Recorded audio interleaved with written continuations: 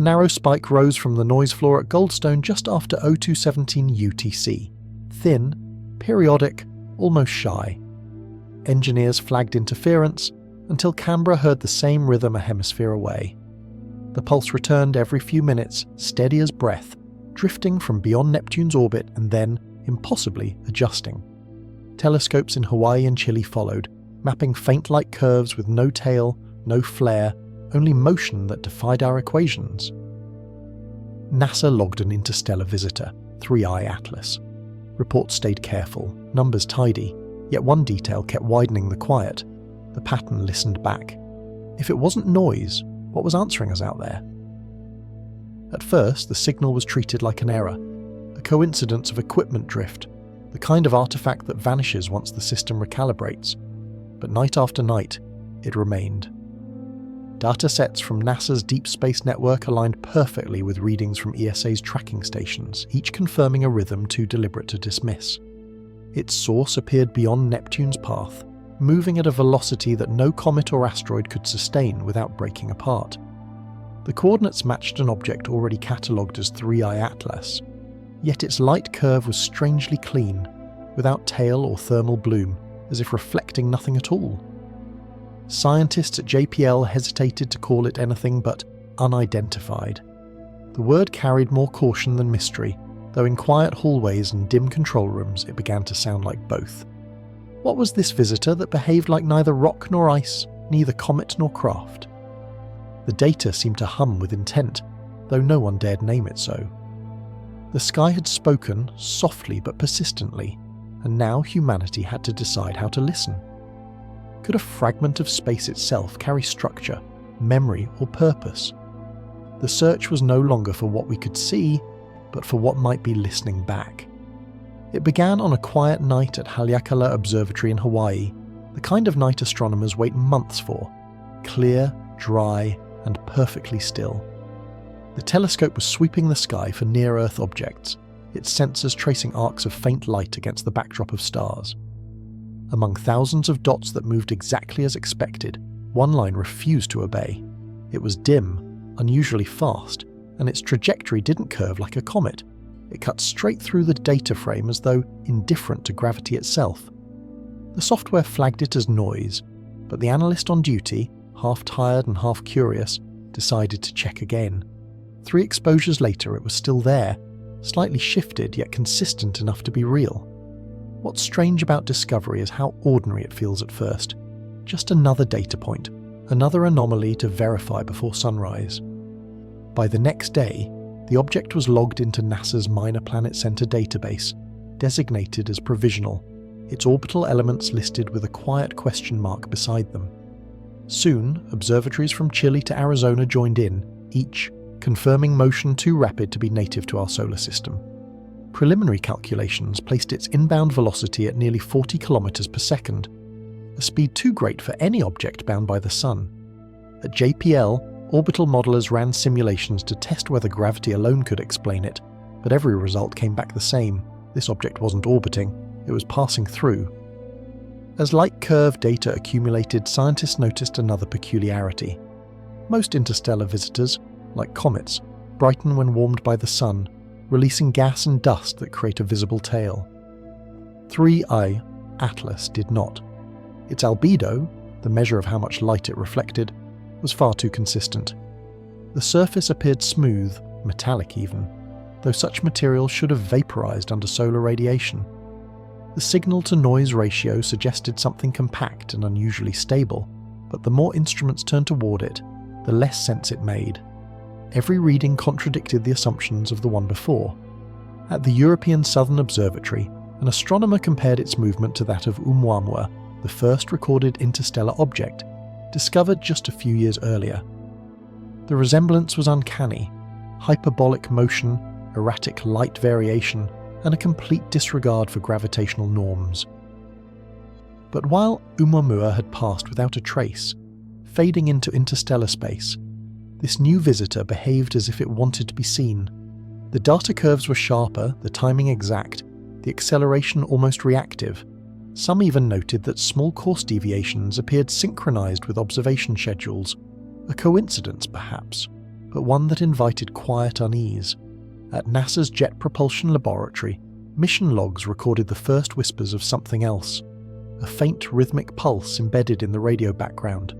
It wasn't strong enough to be considered a signal, not yet, but it appeared in the same data files that tracked 3i Atlas, always at the same intervals, always from the same direction. Engineers thought it might be telemetry interference or cross-channel reflection. When they filtered it out, the trajectory models broke. When they left it in, the numbers stabilized. It was as if the data itself refused to be separated from the pulse. Weeks passed, and what began as a detection became an obsession. Observatories coordinated globally, Pan-STARRS, ALMA, and even the aging Hubble pivoted toward the coordinates. The more telescopes joined, the clearer the image became. A faint point of light, metallic grey, tumbling slowly yet consistently, like an object with deliberate motion control. Still, there were no emissions, no heat signatures, no radio transmissions in any known frequency. Whatever energy moved, it was invisible to human instruments.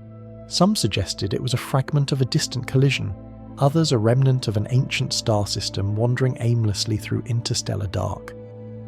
But the consistency of its rhythm, the subtle, measurable timing between light curve peaks, defied randomness.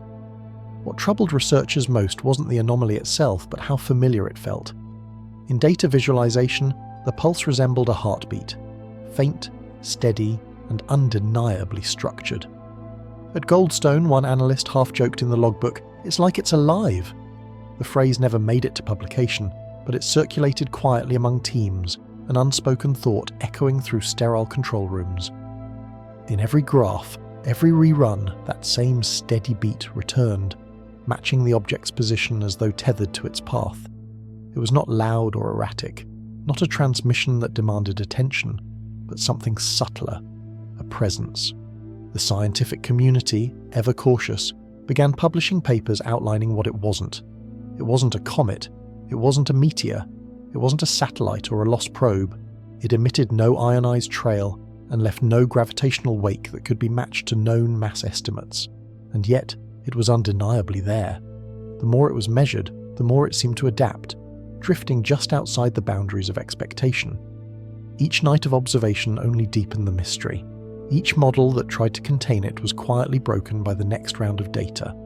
Somewhere in the middle of all this, as night blended into day over the Pacific, an astronomer looked up from her monitor and realized that for the first time in years, the entire planet was looking at the same point in space. Dozens of observatories, rival nations, separate agencies, all tuned to one invisible rhythm. No one called it a discovery yet, because discoveries have definitions, categories, and measurable outcomes. This had none. This was something else, a question taking shape across millions of kilometers, written in light too faint for the naked eye but too persistent to ignore. And so, as the days stretched into weeks, and the pulse continued its quiet metronome across the noise floor, a sense of stillness settled over the data. What if, one scientist wondered, it wasn't us who had detected it first? What if this entire chain of observation, these cameras, antennas, instruments, were part of the response, not the call? The thought was dismissed in official reports, but privately it lingered. The first detection of 3i Atlas would later be remembered not for the data itself, but for the moment it changed something invisible in the human mind. That fragile balance between certainty and wonder. Every so often, science encounters something that refuses to fit the equations, something that sits just beyond the line where measurement ends and imagination begins. The data will always belong to NASA, to JPL, to the observatories that measured it. But the silence that followed, that space between pulses, belongs to everyone who ever looked up and felt the strange, quiet question forming in the dark. If we are the listeners, then who or what is speaking first? At first, it was buried, almost invisible, a ripple of pattern folded into the cosmic background. Every day, NASA's Deep Space Network receives oceans of data, planetary echoes, solar wind fluctuations, the slow breathing of deep space. Amid that endless static, something faint began to repeat. The first to notice it wasn't a scientist, but an engineer running diagnostics on a ground receiver near Canberra. The pulse was clean, mathematical, and so regular it looked artificial. Too perfect for noise, too simple for language.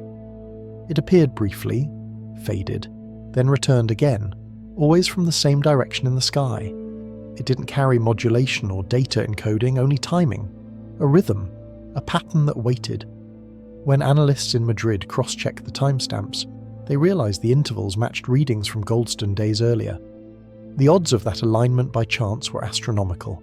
Still, the human instinct is to doubt what cannot be repeated at will. The team assumed interference, aircraft radar, ground reflections, even calibration drift.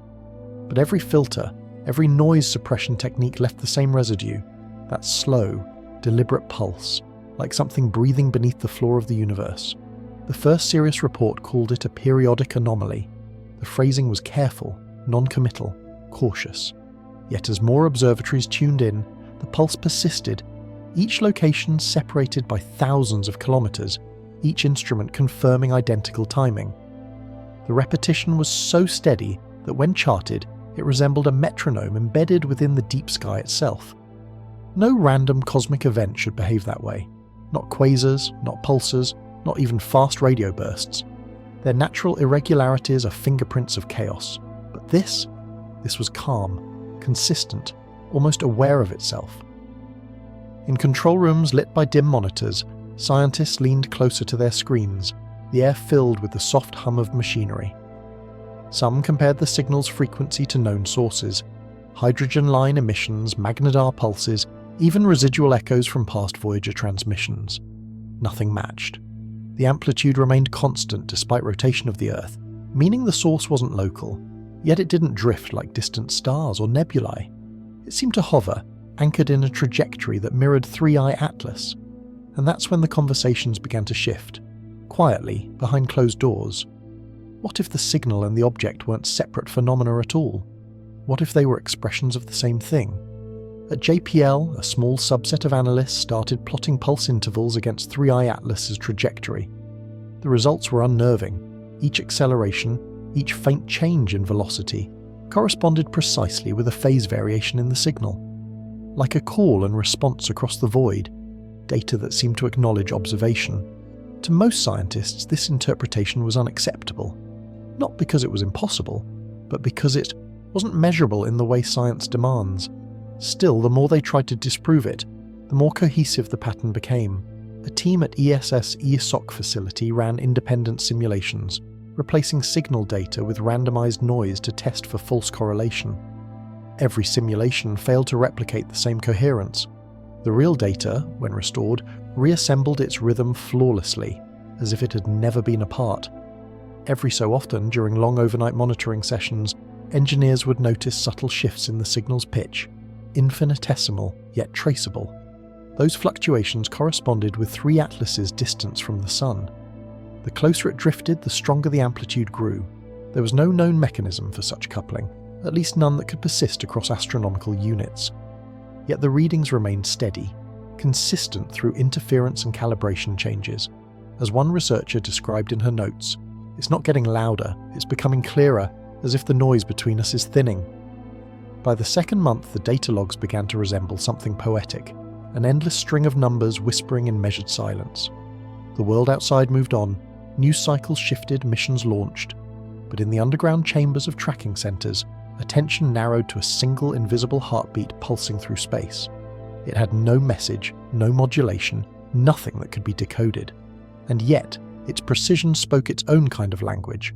A few dared to ask. Could structure itself be a form of communication?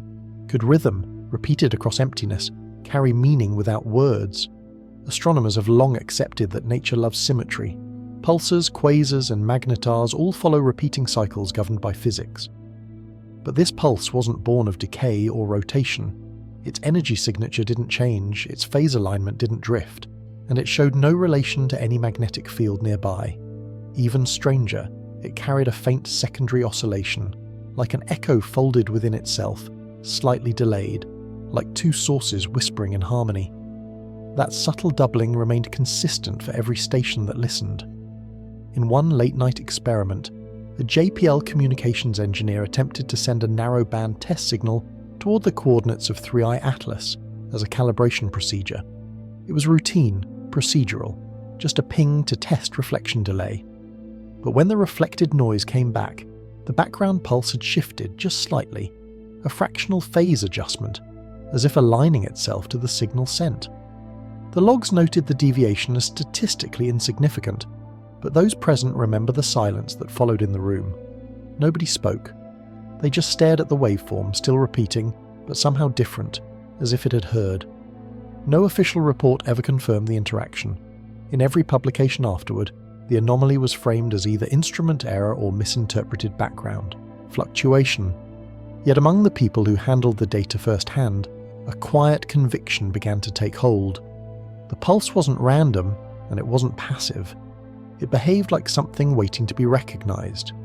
Weeks later, when the signal briefly strengthened during perihelion, it produced harmonics, faint overtones rising above the main frequency, each one spaced in perfect mathematical ratio. When analysed through Fourier transforms, those ratios corresponded to harmonic intervals found in natural resonances, the same ones that define sound, vibration, even biological rhythm. The data resembled not chaos, but composition. The concept of structured noise became a subject of debate across agencies. Could a pattern that resembles design still be natural? Could a natural process evolve toward harmony simply through entropy and time? Some physicists pointed to resonance synchronization observed in orbital mechanics, moons and planets locked in rhythm. Others argued that such regularity required intent, or at least self-organization beyond known astrophysical behavior. The line between accident and purpose blurred, not in theory, but in tone, a subtle shift from measurement to meaning. As the team continued to collect readings, one observation stood out. Every time the signal repeated, a fractional delay occurred just before it vanished into background hiss. The delay lengthened by milliseconds each week, tracing a curve that mirrored the object's retreat from the inner solar system. Some called it a Doppler effect, others called it a farewell. What lingers in science isn't always data. Sometimes it's doubt, shaped like curiosity. No one could explain how something so faint, so simple, could synchronize across continents and instruments. No one could prove it wasn't chance. But even after the last confirmed detection, long after 3i Atlas drifted beyond reach, the archive signals remain, clean, rhythmic, steady, waiting in digital silence.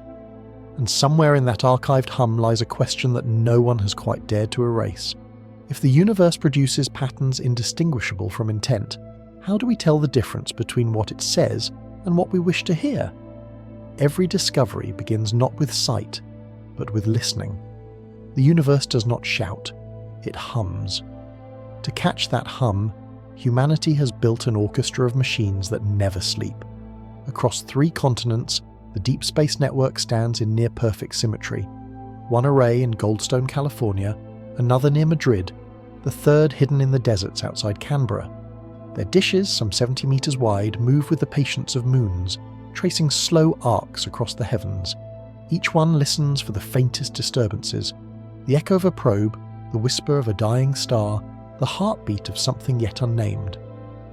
The story of 3 Atlas in many ways is the story of these instruments themselves, how they reach beyond the noise to touch something that refused to explain itself. At Goldstone, the first detection was received by a parabolic dish so sensitive it could pick up the static of the Big Bang reflected in the upper atmosphere. Engineers described these antennas as alive, mechanical beings with moods, quirks, and occasional silences that make no sense. They listen through the storm of solar radiation, filtering chaos through precision. The signal from 3i Atlas didn't arrive as a tone or message, but a structure in the data.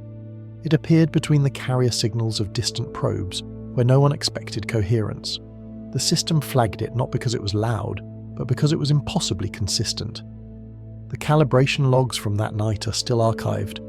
Temperature, wind speed, dish angle, all nominal. What changed was something invisible. The sense that the machine had heard something it didn't understand. At Canberra, technicians mirrored the data feed, checking for known interference.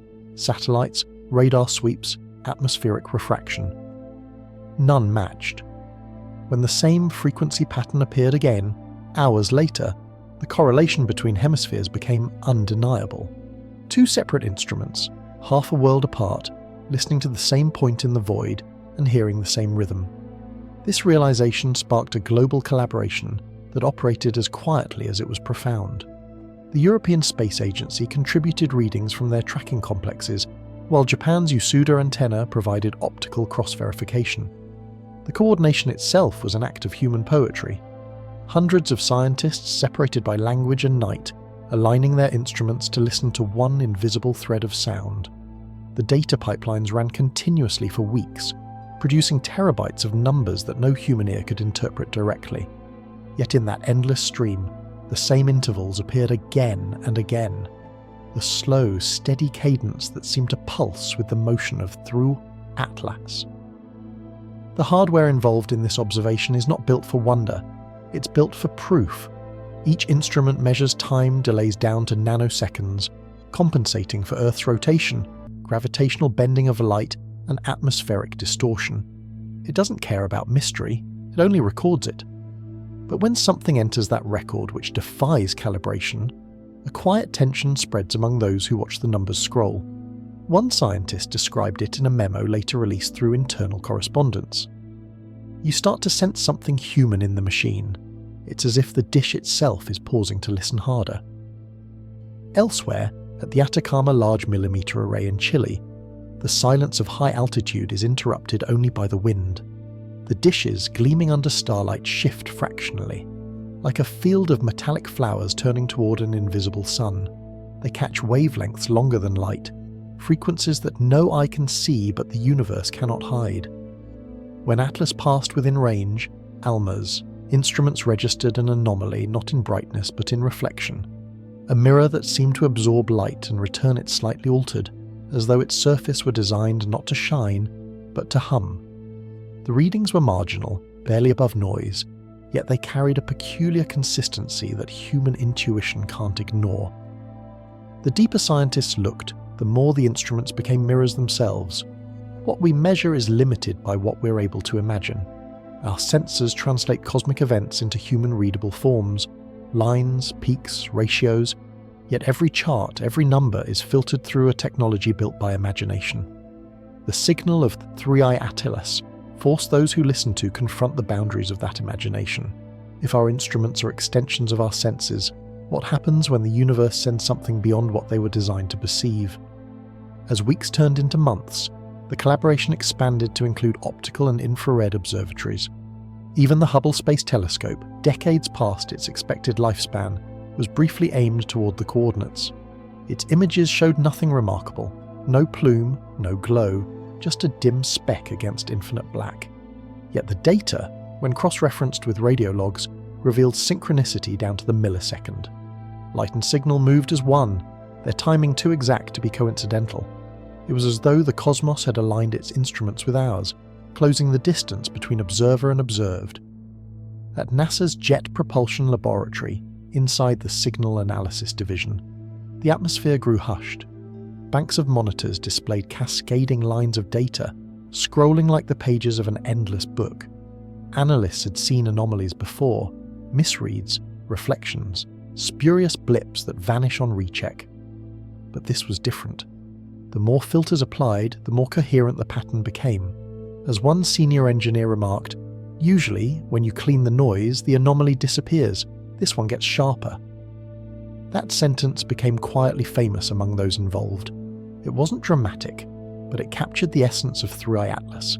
The closer humanity listened, the clearer the mystery became. Meanwhile, a new generation of instruments prepared to take over. The James Webb Space Telescope, operating at Lagrange Point 2, adjusted its mirrors for deep spectral analysis. Its infrared sensors were capable of reading heat signatures from galaxies billions of years old. When Webb's data finally came through, the findings were perplexing. No measurable heat, no reflected solar energy, just the faintest infrared shadow, colder than expected for any body travelling that close to the sun. It was as if the object absorbed light not for energy, but for silence. Somewhere in that silence, the pulse continued. Technicians monitoring the Deep Space Network began to treat it with a strange kind of reverence. They knew better than anyone how fragile these instruments are, how cables expand with heat, how dust can shift a frequency reading by nanoseconds. And yet, despite all their fallibility, the machines held the rhythm perfectly. Each dish, each array, listening in unison, tracing something that seemed to whisper between dimensions of light and time. Outside the observatories, the world remained unaware. There were no headlines, no panic, just the quiet persistence of inquiry. Inside, though, something had changed. For those who watched the monitors, science no longer felt like the act of explaining, but of accompanying, standing beside something vast and wordless, not to solve it, but to witness it. When asked months later why the recordings were never made public in full, one JPL scientist simply said, "Because we don't know where the signal ends and we begin." It wasn't arrogance or secrecy, it was humility, the kind that only arises when the universe speaks softly enough that one must hold their breath to hear. And perhaps that is what the instruments were always meant to teach, that listening, in the truest sense, is not about receiving information. It is about the patience to let silence reveal its shape. Somewhere out there, 3 Atlas continues on its impossible path, unlit, unhurried, unexplainable. The dishes still turn, the data still hums, and the question grows larger with every orbit of Earth. When we point our machines toward the unknown, are we capturing the cosmos, or are we simply hearing the echo of our own longing to understand it? When the first trajectory models appeared on NASA's internal dashboards, they didn't make sense. The path of 3I Atlas curved in a way that shouldn't have been possible for an inert body. It entered the solar system from above the ecliptic plane, not along it, descending like something that had chosen its angle rather than inherited it. The speed, too, was off. Too high to be gravitationally bound, too controlled to be debris. Each new reading revised the numbers, but not the truth beneath them. The object was moving as if it knew where the gravity wells were and was deliberately skirting around them. At JPL, the orbital analysts stared at the simulations in disbelief. The vectors danced across their monitors, lines bending around invisible forces. One model suggested solar radiation pressure, another hypothesized outgassing, the same explanation once applied to Oumuamua. But 3 Atlas emitted nothing. There were no jets of vapor, no visible changes in luminosity, and no coma surrounding its body. The assumption that something could accelerate without expelling mass challenged the foundations of celestial mechanics. For centuries, Newton's laws had governed the heavens, but this motion seemed to belong to something else, something responsive, something self-correcting. ESA's tracking data confirmed what JPL's simulations implied. The object's velocity fluctuated in subtle but measurable ways, adjusting not randomly but rhythmically. During solar alignment, it drifted fractionally faster, as though exploiting light itself to alter its course. Theories multiplied: solar sail, magnetic interaction, gravitational slingshot, but none survived scrutiny. The timing was too perfect. The energy exchange too efficient. Each adjustment looked like a calculation. Still, no one spoke the words that hovered at the edge of the data: intelligent control. In scientific language, such a claim is avoided not out of disbelief, but out of respect for the vastness of possibilities that science cannot yet name. To suggest intent is to imply understanding, and in this case, understanding was slipping further away with every observation.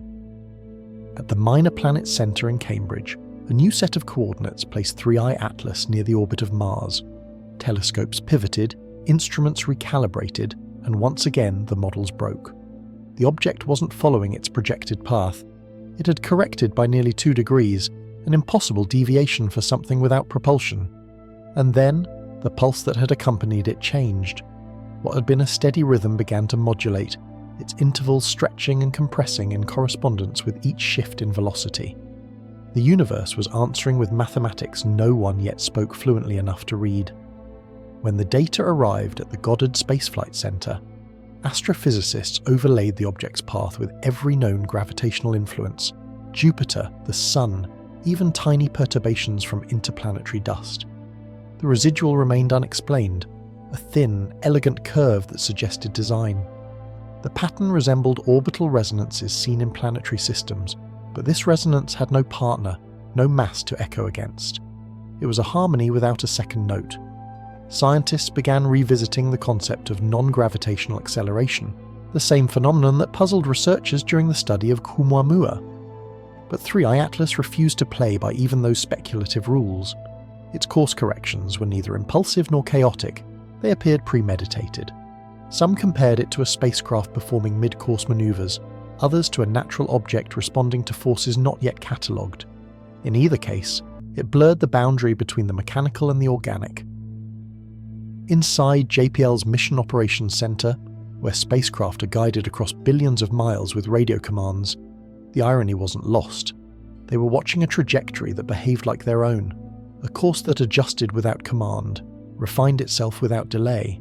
As one analyst said, half in jest, "It's flying the way we'd want to fly if we could." In a quiet corner of the lab, a physicist plotted 3i Atlas's position relative to the Earth over time. The resulting figure resembled a spiral, not random but beautifully geometric, as if each pass near our planet served a purpose. It never approached too closely, yet never drifted too far. Each turn in its path echoed the curvature of orbital dynamics but resisted their finality, like a pendulum that refused to stop swinging. As more data came in, something stranger appeared. When cross-referenced with the timing of Deep Space Network pings, the signals seemed to anticipate communication windows. The pulse frequency increased just before Earth transmitted and relaxed afterward, like breath syncing to an invisible rhythm. It wasn't proof of awareness, only correlation. But in science, correlation can sometimes feel like a whisper. Still, the more analysts searched for control, the more they found structure.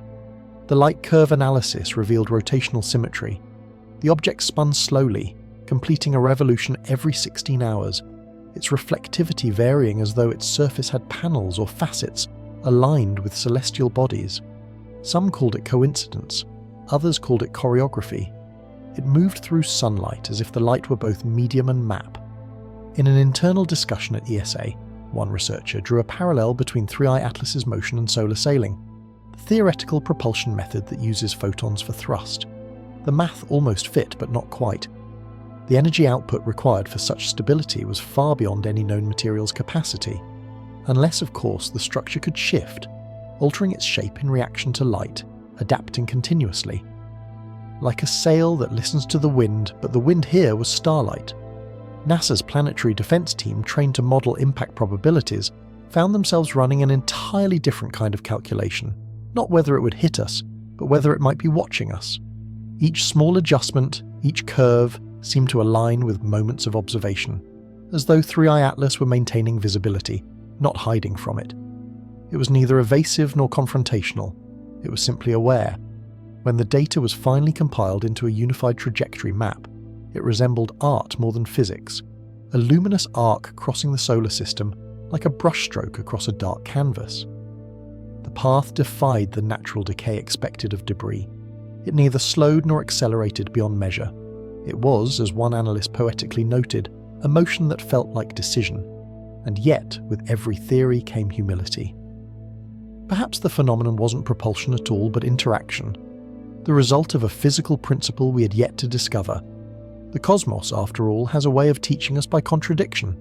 Every impossibility in history began as a misunderstood pattern. Still, the timing, the precision, the elegance, they lingered like fingerprints in the void. When plotted over time, the object's distance from Earth followed a ratio eerily close to the Fibonacci sequence, the same spiral pattern found in galaxies, storms and seashells. Coincidence, perhaps, but coincidence repeated across scales begins to resemble law. As the object moved beyond Mars and toward the outer solar system, the pulses began to slow, not in decay, but in retreat, as if whatever dialogue had begun was now drawing to a close.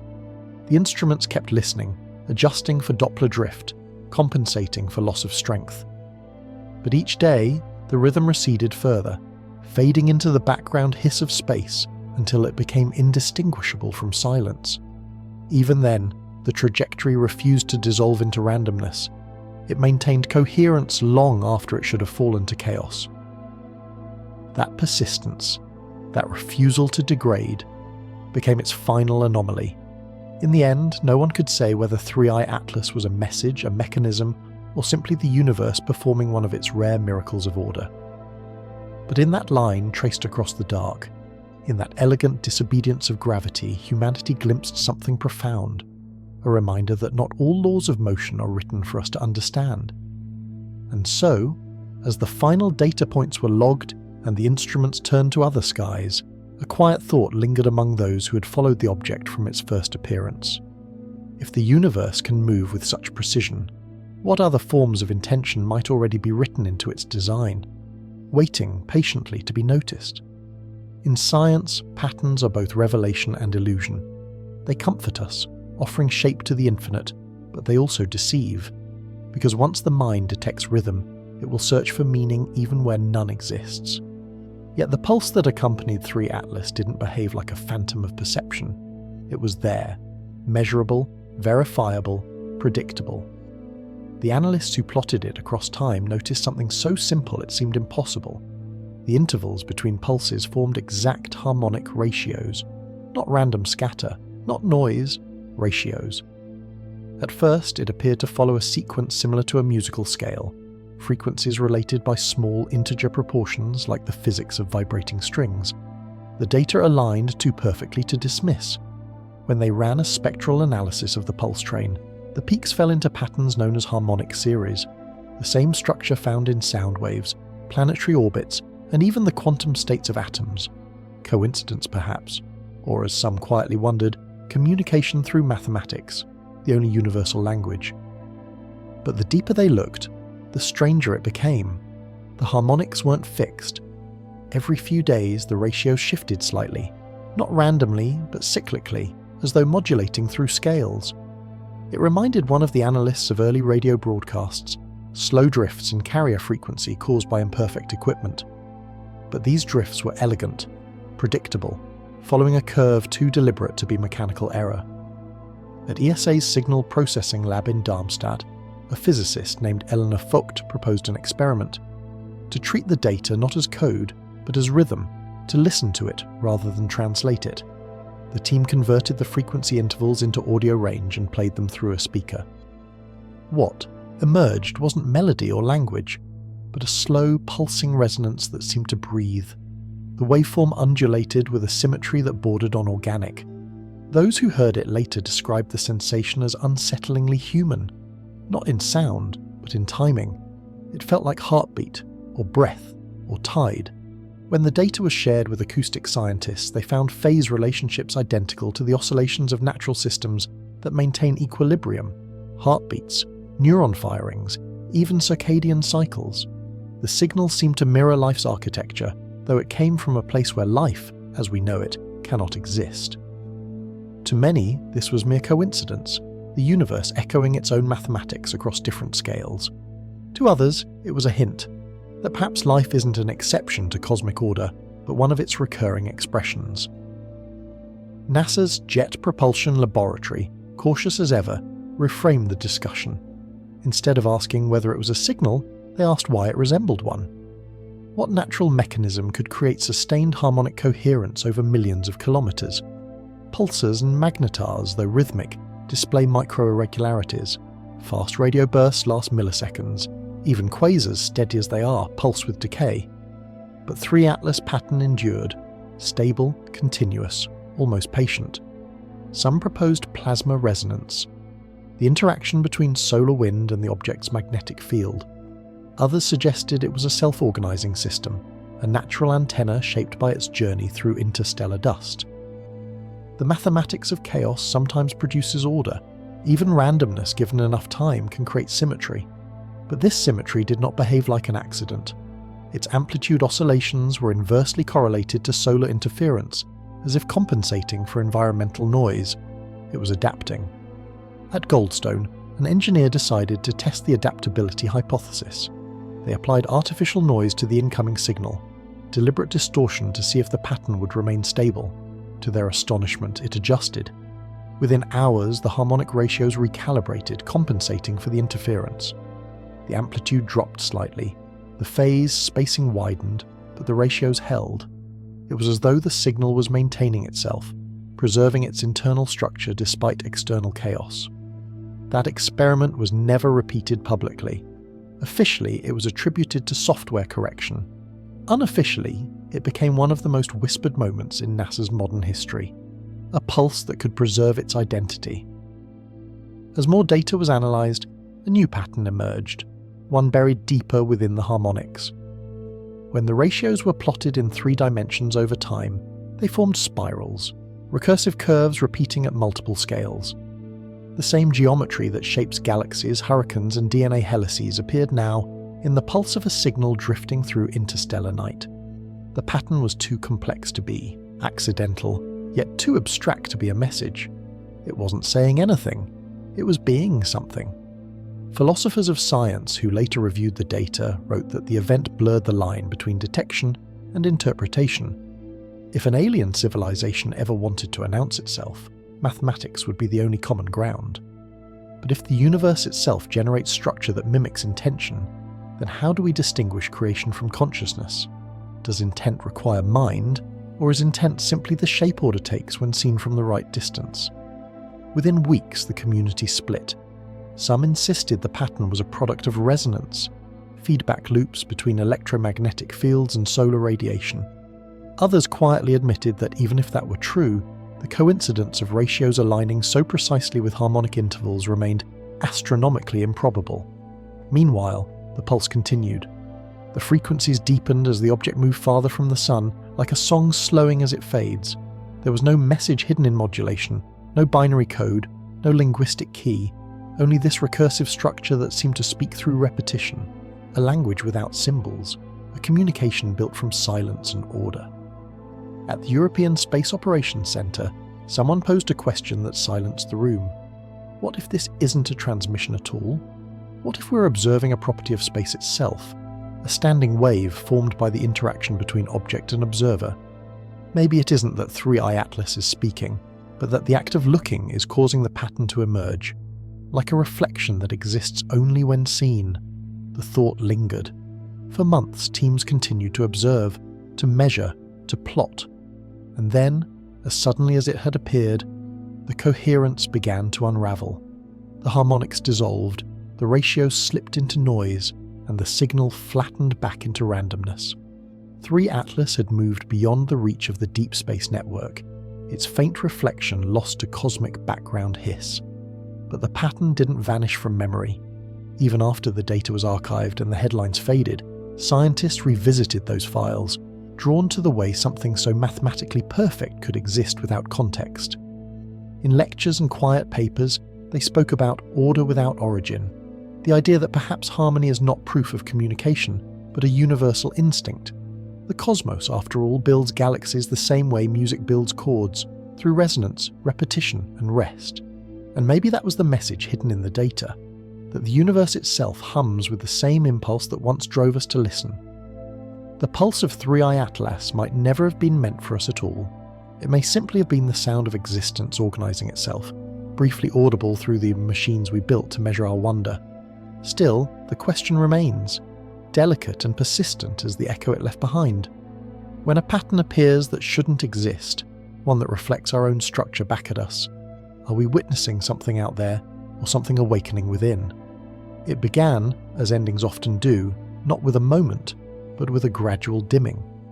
The pulse that had once stood like a heartbeat in the data started to waver, faintly at first, as if distance had finally begun to claim it. Analysts at the Deep Space Network noticed a drop in signal strength, barely measurable, yet unmistakable.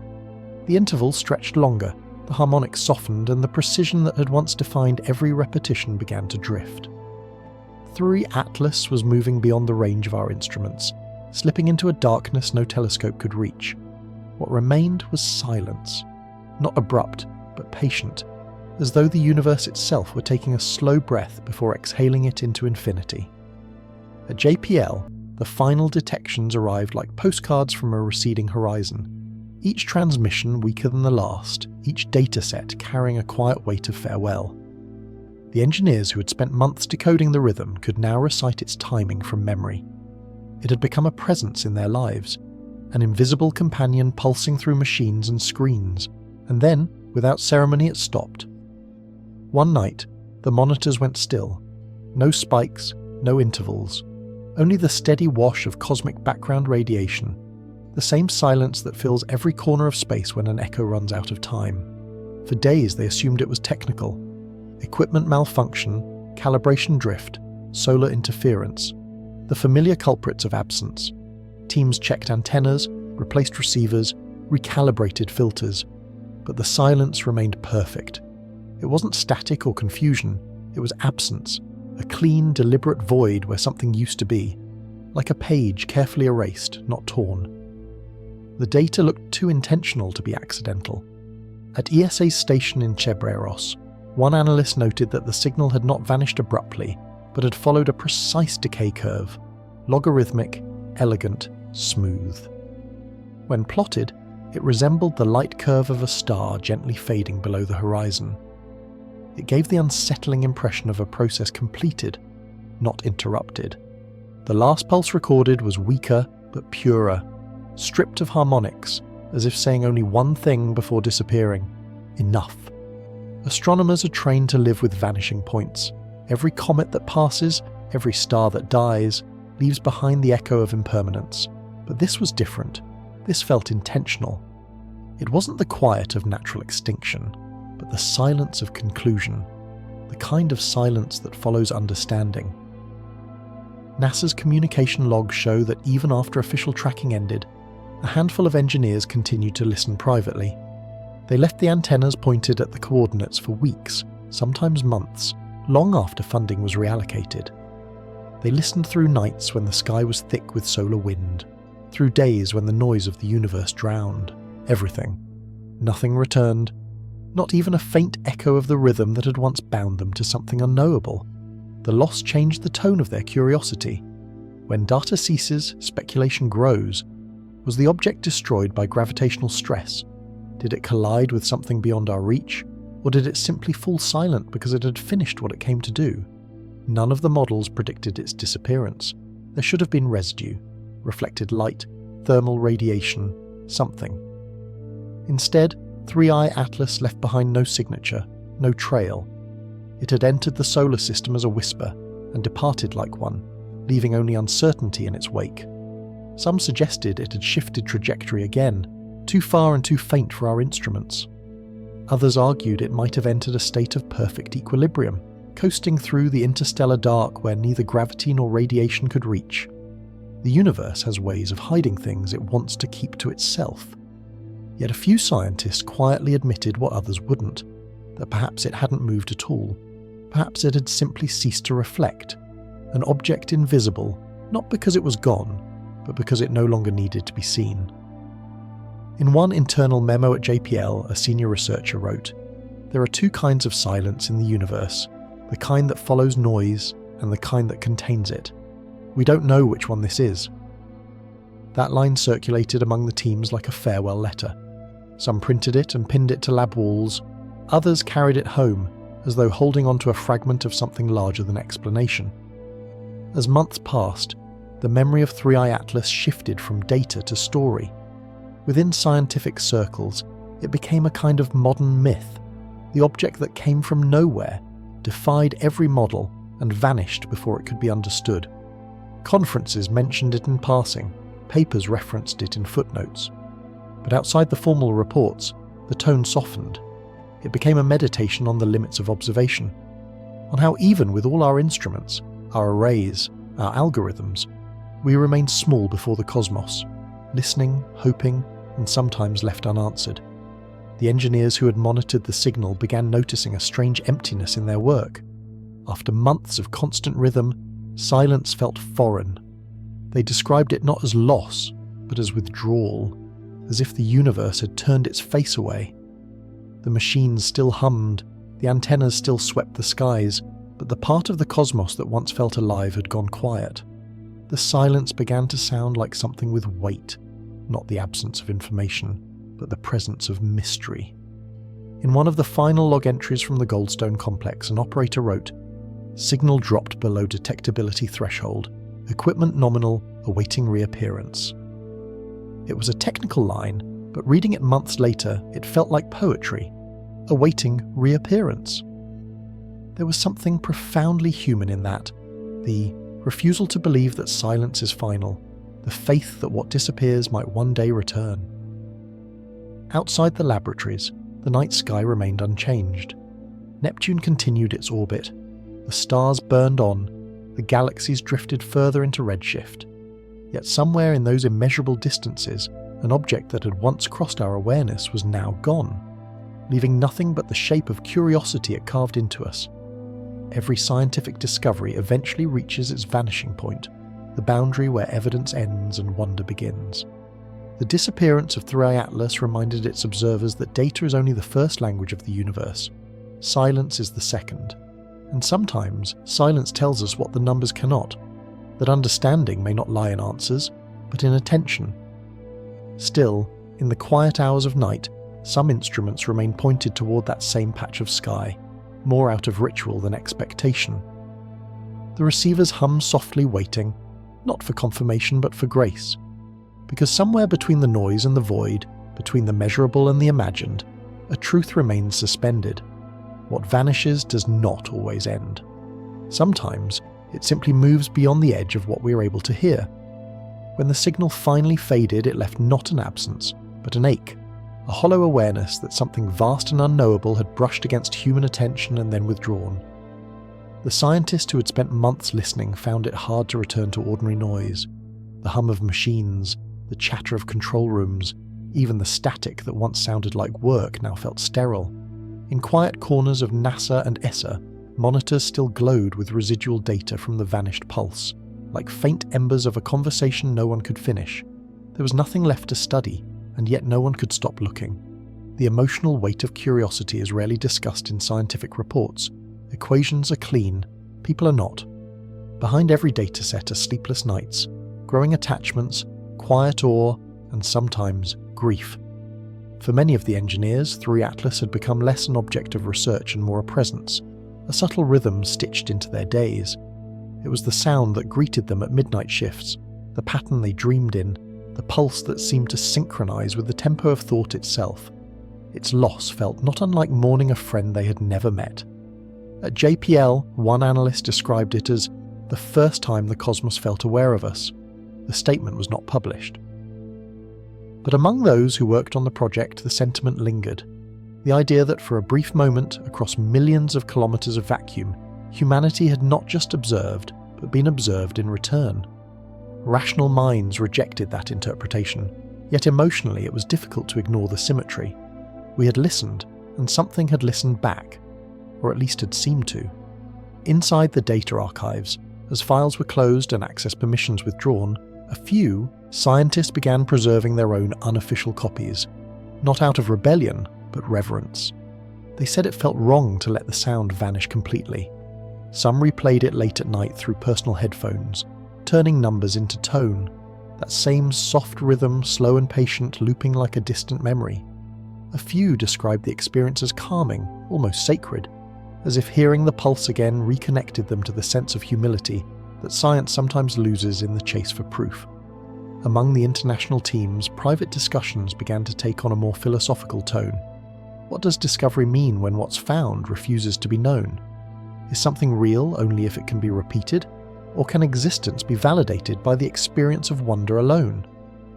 Some argued that the event reminded them why science exists, not to claim certainty, but to honour the unknown. Others struggled with the discomfort of ambiguity. Human intellect thrives on closure, on finding an equation to end the question. But this time the question had survived the measurement. Publicly, NASA and ESA remained silent beyond the official statements. Data inconclusive, one press release read. Signal integrity undetermined. To the public, it was a non-event, another anomaly explained away by instrument sensitivity and noise correction. But for the few who had followed it from the beginning, those words felt like the flattening of something extraordinary into language too small to hold it. They knew what the data had felt like, the rhythm too consistent to be chaos, the behaviour too alive to be mechanical. They knew it might never be explained, and yet they couldn't let it go. Psychologists later described the phenomenon as cognitive awe response, the neurological shift that occurs when a person encounters something vast beyond comprehension. It doesn't produce fear or excitement, but stillness. It resets perspective. The scientists who worked with the 3i Atlas data began reporting subtle changes in the way they perceived their work: less urgency, more patience, less need for answers, more respect for the questions themselves. It was as though the signal had tuned something within them. Conferences resumed, papers were published, missions continued, but a quiet reverence now accompanied the routine. In one late-night debrief at JPL, an older physicist said something that others would remember for years. The universe just reminded us that listening is an act of participation. He meant that observation isn't passive, that every measurement we take, every signal we chase, is also a way of being seen. That idea haunted the younger researchers. They had grown up in a world where science was about control, the power to predict, to prove. But here was something that resisted control, something that returned only silence when asked for meaning. A few of them started studying philosophy alongside astrophysics. Others left, research altogether, turning instead to writing, teaching, art, anything that felt closer to the quiet that 3D Atlas had revealed. One former engineer described it as learning to live with unanswered data. Another called it a lesson in humility disguised as a mystery. The signal had lasted months, but its emotional echo would last decades. Even now, fragments of it exist, in training datasets, in calibration software, in the memories of those who once sat in the glow of deep space telemetry screens. Every so often, when a new intern scrolls through archived readings, they find it, that faint repeating spike among the noise. They flag it as engineers once did, unaware of the story it carries. Someone eventually tells them that's 3i Atlas. And for a moment, the room grows quiet again. It's easy to think of science as a pursuit of facts, but in truth, it's a dialogue with mystery, one that requires not certainty, but faith. The faith that the act of observing has meaning even when results vanish. The faith that silence can be as informative as sound. The faith that what once revealed itself might in some way still be listening. Late one evening, years after the final signal was recorded, a retired systems engineer returned to Goldstone. He stood beneath the massive antenna, its white dish illuminated by desert moonlight, and listened to the wind cutting across the structure. The air carried no hum, no pulse, only the soft rustle of sand. Yet he said later that he could still feel it, that rhythm from long ago, as if it had imprinted itself somewhere deeper than sound. It never left, he told a colleague. It's just waiting for us to notice again. And perhaps that's what the event truly changed. Not the data, but the listeners. 3i Atlas may have been just a fragment of ice, a coincidence of math, a whisper of nature's endless symmetry, or it may have been something far stranger. But for a brief stretch of human history, it reminded us of something profound, that even in an age of machines, of precision and analysis, the act of wonder remains our most accurate instrument. So now, whenever a new anomaly appears on a monitor, a faint pulse, a strange echo, a pattern that defies categorization, the silence in the room grows familiar. Heads tilt, breaths hold. Because somewhere deep within the memory of those who once heard the heartbeat of 3i Atlas, a quiet instinct stirs again, to listen, even when there's nothing left to hear. The story of 3i Atlas did not end with its disappearance.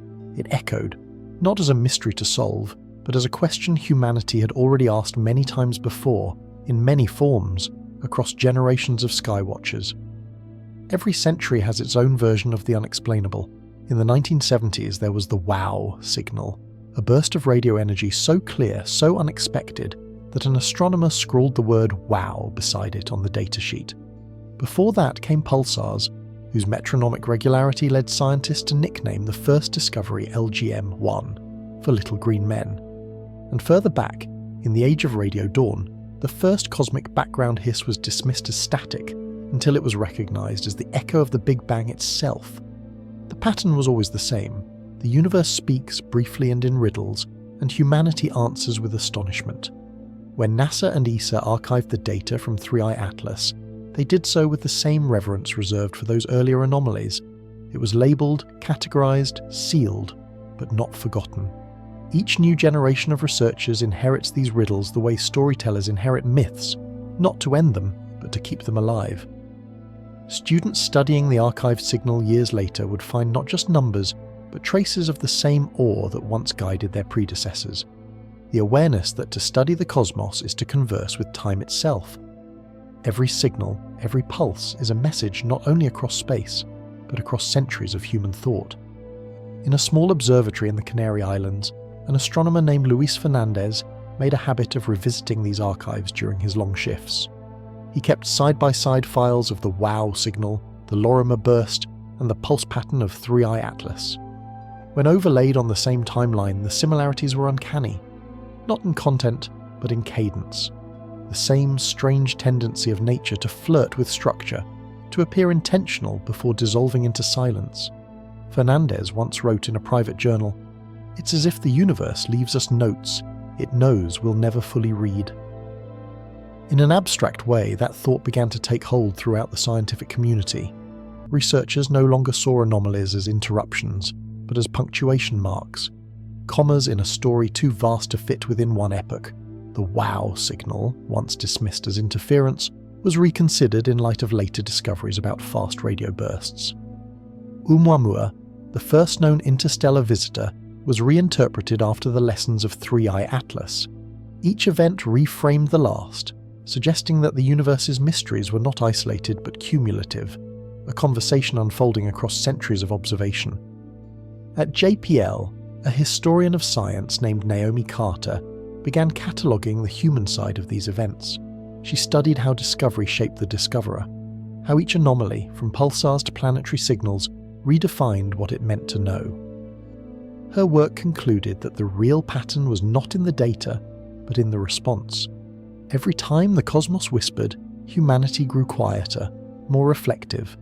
The moments of uncertainty, when data defied interpretation, were the moments that most expanded our capacity for wonder. As Carter wrote, "Our greatest advances have always followed the sound of something we couldn't explain, and yet amid this continuity, 3i Atlas felt distinct. The earlier anomalies had all resolved into something knowable. Pulses became neutron stars, static became radiation, interference became insight. But 3i Atlas refused to resolve. Its trajectory, its pulse, its disappearance, all remained stubbornly ambiguous. It didn't become a solved problem, but a mirror. It reflected humanity's own limitations back at itself, the boundaries of perception, the fragility of comprehension. It made people confront a truth often buried beneath data, that not every mystery is meant to be undone. Some are meant to be witnessed. The parallels between 3i Atlas and past discoveries inspired a quiet philosophical shift within the scientific world. The term signal began to take on new meaning. It no longer referred only to transmitted energy, but to any event that altered our understanding of what listening means. The WOW signal, the radio bursts, the interstellar visitors, each became part of a single continuum of attention. To listen to the cosmos, scientists realized, was to participate in its unfolding. Outside the realm of astrophysics, the story of 3i Atlas began to appear in art, literature, even music. Composers translated its rhythmic pulse into slow ambient movements that mimicked the cadence of deep space telemetry. Writers turned it into metaphor, a tale of connection and loss between two species who never truly meet. Visual artists rendered its trajectory as a spiral of light and shadow, calling it the line between knowing and believing. Each reinterpretation blurred the boundaries between science and myth. It was as if the silence of the object had invited humanity to speak for it. Among scientists, there was an unspoken understanding that such interpretations didn't diminish the data, they enriched it. The human response became part of the phenomenon itself. The moment we began to feel wonder, the event ceased to belong only to astronomy. It became history. The echo of 3i Atlas joined the long lineage of cosmic mysteries that expanded not just our maps, but our imagination. Years later, at a symposium on interstellar anomalies, a veteran astronomer was asked what 3i Atlas had ultimately taught him. He paused before replying that sometimes the universe is not asking us to solve it, it's asking us to remember how to listen. The room fell silent, not because it was profound, though it was, but because everyone understood that listening is the rarest form of understanding. There is a strange symmetry in how these echoes shape us. Each one leaves behind both data and longing, both precision and poetry. Wow, Signal gave humanity its first taste of structured mystery. Three-Eye Atlas gave it silence, a more humbling kind of presence. Together they form the spectrum of discovery, from the exhilaration of first contact to the serenity of not needing an answer. Today, when new telescopes scan the sky, the Square Kilometre Array, the Vera Rubin Observatory, the JWST, their data feeds are built upon the same principles refined during the search for Three-Eye Atlas. But perhaps more importantly, their operators carry its spirit. They know now that discovery is not measured by certainty, but by depth of curiosity. The cosmos doesn't reward haste, it rewards patience.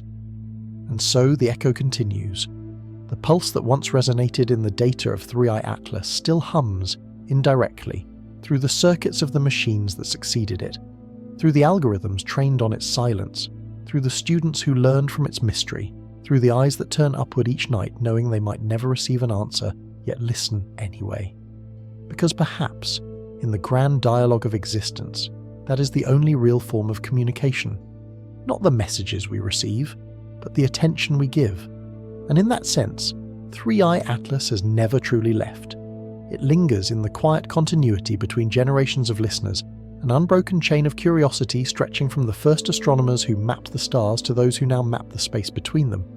What the object meant, and whether natural, intentional, or something beyond our categories, remains unknown. But what it did is beyond question.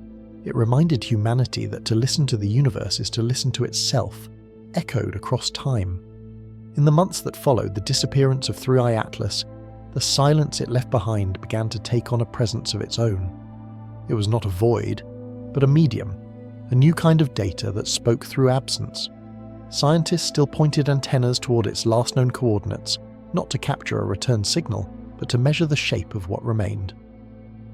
The readings showed nothing but background radiation, the quiet hiss that fills the universe. Yet within that noise, something felt different. The absence of the pulse became a kind of heartbeat in reverse, a rhythm defined by what was no longer there. Silence in science is rarely neutral. It means threshold, sensitivity, limitation, a reminder that every instrument ends somewhere. For months, analysts at NASA's Jet Propulsion Laboratory studied the gap left in the spectrum where the pulse had once been. They applied algorithms designed to enhance faint signals, to isolate echoes buried beneath the cosmic microwave background. Nothing emerged, and yet, the silence itself seemed structured, too smooth, too symmetrical. When they mapped the residual noise, it fell into gradients that mirrored the original signal's harmonics. It was as if the pulse had dissolved into the static rather than vanished from it, its structure still faintly haunting the space it had occupied. Some began to wonder if the silence was not the end of the signal, but its evolution. Perhaps Three-Eye Atlas had never been sending. Perhaps it had been listening all along, and when the conversation ended, it merely turned away. A researcher at ESA phrased it differently in her notes. Maybe we are still hearing it, but it is hearing us less. That line became quietly famous within the project, quoted not in papers but in private conversations, a scientific way of admitting grief. Philosophers of science were invited to reflect on what it meant to lose contact with something that might never have been alive. They argued that silence is not the opposite of communication, it is a form of it. The universe has always spoken this way, through absence, decay, shadow, delay. The light from dead stars reaches us billions of years after their extinction, carrying messages they never knew they sent.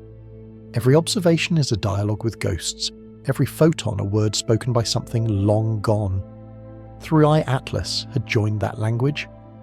In one of the final internal symposiums held to review the event, a veteran physicist compared the phenomenon to quantum collapse. Observation changes the observed, he said, and when we stopped looking, perhaps it stopped needing to exist in the way we understood it. The idea wasn't literal, but it resonated deeply. Maybe the act of listening had conjured the pulse, not as invention, but as interaction. Maybe silence was the natural state of things, and sound was only ever the consequence of attention. Outside the labs, the story began to fade into the periphery of scientific memory. New missions demanded focus, exoplanets, gravitational waves, distant galaxies. But among those who had listened, the event lingered as a kind of haunting, the feeling that something had passed close to consciousness and then gone beyond it. Some found the silence peaceful, Others found it unbearable. A few reported that even after years they still heard the pulse faintly when they closed their eyes, as though the rhythm had imprinted itself somewhere beneath thought. The human mind, after all, is not designed for finality. We crave the continuation of patterns, the repetition of meaning. When that stops, we fill the gap ourselves. The silence after 3 Atlas became a mirror, reflecting not the universe, but the listeners within it. It forced scientists to confront an uncomfortable question. If the cosmos can create a pattern that seems to speak and then withdraw without explanation, what does that say about us, the ones who heard? Were we the recipients of a message, or simply witnesses to our own capacity for projection? And yet, even that doubt carried its own beauty. To question the reality of the experience was to acknowledge how deeply it had affected those who measured it. The silence became a teacher, its lesson one of humility. For centuries, science has treated silence as the blank between discoveries, the pause before the next observation, the error margin between signal and noise. But perhaps silence is the final form of knowledge, the point where inquiry becomes reverence, where measurement yields to meaning. At Goldstone, a small tradition developed among engineers. Once a year, on the anniversary of the last recorded pulse, they would power up one of the smaller antennas and aim it toward the same coordinates. It was not an official procedure, more of a ritual. They'd run a brief calibration, record a few minutes of data, and then sit together in the control room, listening to the static. Nothing ever changed. But that was the point. In that endless hiss, they found continuity. The comfort of knowing that the universe still waited, still held its secrets intact. Over time, this quiet observance spread. Amateur astronomers began holding listening nights, tuning their home receivers to the same frequency band used during the 3i Atlas event. They called it the hum of what remains. Some said they could almost feel it, that subtle pulse beneath the noise, like a heartbeat buried in the cosmos. It was never proven, but then, proof had never been what this story was about. Eventually, discussions of the event began to appear in philosophy seminars and theological essays. Writers spoke of the silence as metaphor, not of absence, but of completion. Just as a symphony ends not with the final note, but with the resonance that follows it, perhaps 3i Atlas had concluded its presence in the only way the universe knows how, through quiet. In a rare interview, one of the project's lead analysts was asked if he believed the signal had been intentional. He smiled and said, "I don't think it matters. The point wasn't what it was. The point was what it asked of us." He paused before adding, "It made us listen like we hadn't in a long time." That, more than the data, became the legacy of 3i Atlas. It reminded humanity that silence itself can be an act of contact, that the absence of reply does not mean the absence of relationship. Somewhere in that gulf between noise and understanding lies the space where curiosity becomes faith. Years later, when new signals emerged, bursts from distant galaxies, unexplained resonances in deep radio bands, the teams that detected them approached their work differently. They didn't rush to decode or classify. They listened. They allowed silence to be part of the observation. Because what 3i Atlas had taught more than anything was that the universe is not withholding answers. It's teaching patience. Its silence is not dismissal, it's invitation. An invitation to look longer, listen deeper, and recognize that meaning might exist not in the message but in the act of waiting. And so, even now, when the antennas turn outward, scanning through the endless static, the silence is no longer something to break. It is something to share. For in that stillness, in that space between question and response, the cosmos continues to speak. Not in sound, but in presence. Not in data, but in wonder. Long after 3 Atlas slipped beyond the last measurable trace, the world kept listening. Not for its return, but for what its absence had awakened. Across the planet, antennas continued to turn, their white dishes tilting gently toward a sky that never answers, the same way twice. Observatories that once buzzed with calculation learned to move at the pace of patience. There was no longer an expectation of discovery, only the quiet understanding that to listen is to participate in the unfolding of something vaster than comprehension. On a clear night, the deep space network hums softly, the low electric breath of the planet reaching outward. The operators who sit beneath its towering dishes know the silence intimately now. It is no longer a void, but a landscape, textured, infinite, alive. When they scan the horizon, they see nothing that resembles Three-Eye Atlas, yet its influence lingers in the rhythm of their work. They calibrate their instruments more carefully, pause longer between transmissions, and at times simply let the static run without interruption. The hum of the universe has become a language, and they have learned that meaning lives as much in the pause as in the word. In that silence, a subtle change occurred. The search for extraterrestrial life, once imagined as a pursuit of contact, of evidence, of proof, began to feel like something else, a spiritual science. The astronomers who had tracked the strange visitor found themselves speaking of reverence, of presence, of how listening to the cosmos was not unlike listening to the self. Every signal, even those born of pulsars and quasars, carried an echo of human longing. We were not just searching for others, we were testing the boundaries of our own consciousness, stretching it toward the unknown like a hand reaching into light. Three-Eye Atlas had reminded humanity of something ancient, something older than science itself, that listening, at its deepest level, is an act of faith. Not the faith of belief, but of attention, the willingness to stand before what cannot be named and still remain open to it. The astronomers at JPL began referring to this mindset as the long listen, a practice of returning to the same coordinates again and again, not because they expect an answer, but because the act of listening is the answer. It's how we remember that we belong to what we do not understand. In the years that followed, the story of Three-Eye Atlas became part of the quiet curriculum of scientific humility. Students learned not just its data, but its lesson, that mystery is not a flaw in understanding, but the horizon of it. The object that once defied classification now exists in lectures, in footnotes, in whispered conversations that begin with a sentence scientists rarely allow themselves to say, "We don't know." And when they say it, they do so not with defeat, but with wonder. Across disciplines, from astrophysics to philosophy, thinkers began drawing parallels between cosmic silence and human reflection. Just as telescopes turn outward, the mind turns inward, searching for patterns in its own darkness. The same mathematics that governs orbits also shapes thought. Both are governed by repetition and resonance, by the tendency of all things, whether matter or meaning, to seek harmony.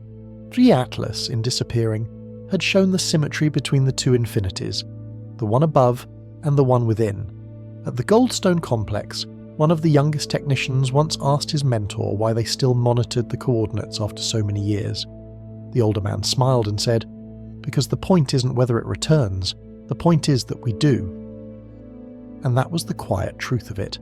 Every time the antenna turned, it reaffirmed something about humanity, its restlessness, its tenderness, its refusal to stop reaching even when the void does not respond. The same attitude began to shape how scientists spoke of discovery, no longer as conquest but as communion. The cosmos was not a puzzle to solve but a relationship to sustain. The word search softened. It became listening. It became being with. The telescopes, the satellites, the data streams, all instruments of a species learning to hear the scale of its own existence. In that listening, people found reflections of their own lives. The silence after Three-Eye Atlas came to symbolize the silences we encounter here on Earth, between lovers after a loss, between nations across distance, between a question and its answer. The lesson was not cosmic, it was human. That meaning is not guaranteed, but created in the act of noticing. That even when the world does not respond, the fact that we keep asking matters. And so, every year on the anniversary of its final pulse, a few observatories still dedicate a night to the listening. They turn their instruments toward that quiet corner of the solar system and record the nothingness with reverence. In that nothingness, they hear everything. The echo of curiosity, the breath of machines, the murmur of their own smallness against the infinite. Some describe it as a vigil, others as a kind of prayer. For one night, humanity remembers what it means to be both alone and surrounded, by silence, by stars, by the unending conversation of existence. The legacy of Three-Eye Atlas is not its trajectory, or its physics, or the arguments it sparked. It is the stillness it left behind, a stillness that continues to shape the rhythm of how we observe, how we think, how we feel. The The universe has always been full of questions, but rarely does one question look back. Whether 3i Atlas was rock, machine, or message no longer matters. What matters is that it held up a mirror, and, for a brief moment, we saw ourselves, fragile, inquisitive, luminous, reflected in motion across the dark. And perhaps that is what the cosmos has been saying all along, in light, in signal, in silence, that we are not separate from it, but expressions of it, that when we listen outward, we are also listening inward. That wonder is not a reaction to the unknown, it is recognition. Tonight, as dishes across the world tilt toward the same endless sky, the air hums faintly with electricity, the earth spins and the stars burn with indifferent grace. Somewhere out there a faint pulse may still be travelling, not gone, only delayed by time, waiting for us to hear it again. But even if it never returns, its echo remains alive in the ones who continue to listen. Because we, the listeners, are the universe trying to understand itself, through the long patience of silence, through the fragile persistence of curiosity, through the simple, enduring act of turning our gaze toward the unknown and whispering into it, we are here.